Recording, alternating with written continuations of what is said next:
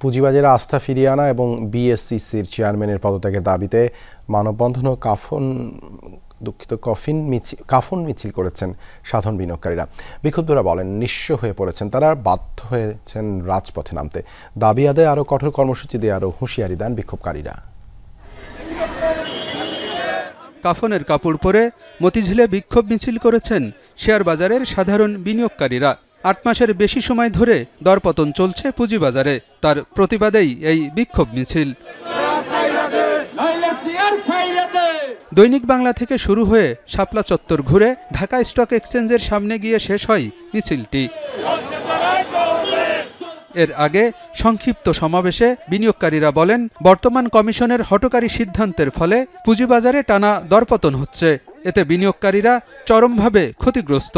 বিনিয়োগকারীরা আজ কাফনের কাপড় পরে জীবন্ত লাশ হয়ে রাস্তায় দাঁড়িয়েছে। এর কারণ কি? এর পিছনে কি ষড়যন্ত্র কাজ করছে?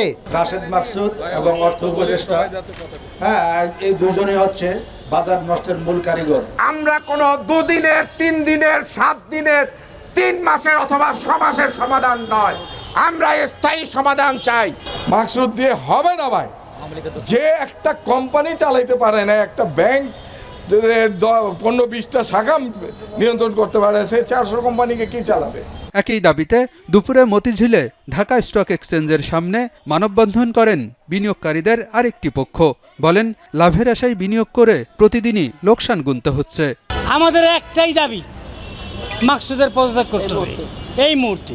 বিতর্কিত চেয়ারম্যান দিয়া আজকে আমাদের পুঁজিবাজারকে এই 16-17 বছর আজকে এইভাবে খুব ক্ষতিগ্রস্ত করতেছে। এই রাশেদ মাকসুদ সম্পন্ন এই বিনিয়োগকারী অনাস্থা, তার প্রতি কোনো আস্থা নাই। এই মার্কেটের ধ্বংসের জন্য, এই রাশেদ মাকসুদকে আইনের আওতায় আনার জন্য।